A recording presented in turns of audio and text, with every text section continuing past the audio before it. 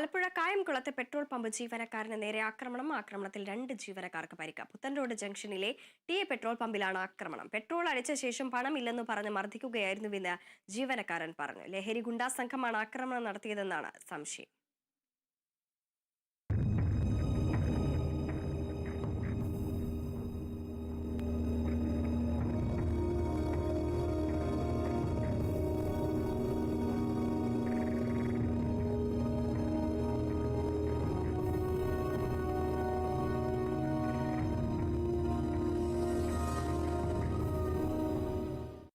ഓർക്കാപ്പുറത്തെ കസര ഇരിക്കും. ഒരു പ്രകോപനം കൂടെ ഇങ്ങോട്ട് വന്നിട്ട് ഒരാൾ ഇങ്ങോട്ട് വന്നിട്ട് ആ കസരയ്ക്ക് എന്നെ ഉൾപ്പെടെ ഒറ്റ ചവിട്ടി ഞാൻ തെറിച്ച് താഴെ പോയി. അവന്റെ കയ്യിൽ നിന്ന് ചെരുപ്പെടുത്ത് എന്റെ തലയ്ക്ക് അടി അടിച്ചു.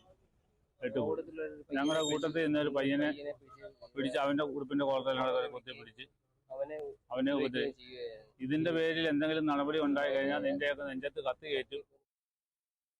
ജീവനക്കാർ പറയുന്നത് ഇവര് ഈ പറഞ്ഞ പോലെ ലഹരിക്ക് അടിമകളായിട്ടുള്ള ചെറുപ്പക്കാരാണെന്നാണ്. നിരവധി 2-3 തവണ ഇവര് തന്നെ ഇവിടെ വന്ന് ഇവിടെ ഒരു ഇച്ചിരി ഒരു ബുദ്ധിമാന്ദ്യമൊക്കെ സംഭവിച്ച പോലുള്ള ഒരു പയ്യൻ ഇവിടെ ജോലി ചെയ്യുന്നുണ്ട്. ആ പയ്യനെ അവനെ ഒരു ദിവസം വന്ന് തല്ലുമറ്റോ ചെയ്തു. ഇവിടെ സ്ത്രീകളെ ഇവിടെ അമര്യാദയായി പെരുമാറുക, ഇതെല്ലാം ഇപ്പൊ എല്ലാ പെട്രോൾ പമ്പുകളിലും നടക്കുന്നതായിട്ടാണ് എനിക്ക് മനസ്സിലാക്കാൻ കഴിഞ്ഞിട്ടുള്ളത്.